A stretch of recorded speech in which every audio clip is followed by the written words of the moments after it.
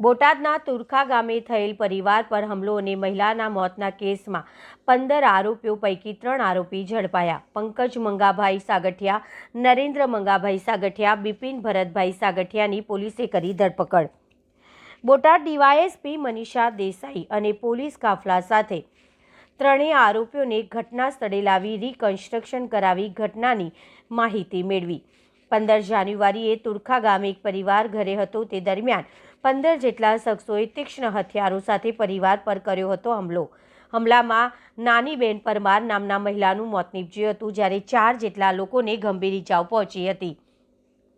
સગીરાને ભગાડી ગયેલ, જેથી પરિવારે પાળિયાદ પોલીસમાં ફરિયાદ નોંધાવેલ, જેની દાજ રાખીને હુમલો કર્યો હતો. પોલીસે 13 નામજોગ તેમજ 2 અજાણ્યા શખ્સોને મળી કુલ 15 શખ્સો સામે ફરિયાદ નોંધી હતી. અહેવાલ રોહિત આર જતાપરા. ઘટનામાં આજે આરોપીઓનું રિકન્સ્ટ્રક્શન, કેટલા આરોપીઓ ઝડપાણા અને રિકન્સ્ટ્રક્શનને લઈ શું છે માહિતી? તુરખા ગામે જે 15 તારીખના રોજ જે હત્યાનો બનાવ બનવા પામેલ છે તે બનાવના સંદર્ભે તાત્કાલિક ફરિયાદ નોંધવામાં આવેલ છે. તાત્કાલિક ફરિયાદ નોંધવા બાદ ટોટલ અત્યાર સુધી 3 આરોપીની ધરપકડ કરવામાં આવેલ છે, જેમાં એક પંકજ મંગાભાઈ સાગઠિયા, નરેન્દ્ર મંગાભાઈ સાગઠિયા અને બિપિન ભરતભાઈ સાગઠિયા.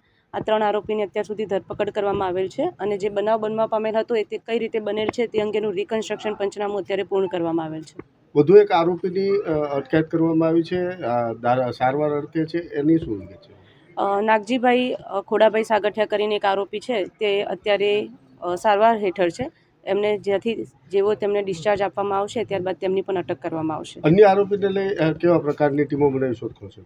માનનીય એસપી સર દ્વારા ટોટલ 3 ટીમો બનાવવામાં આવેલ છે. તે 3 ટીમો અત્યારે બાકીના જે આરોપીઓ નાસ્તા ફરતા છે તેમને પકડવા માટે કાર્યરત છે.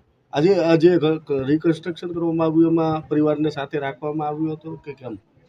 રિકન્સ્ટ્રક્શનમાં પંચો તથા પોલીસની ટીમ સાથે રાખીને આરોપીને સાથે રાખીને રિકન્સ્ટ્રક્શન કરવામાં આવેલ છે.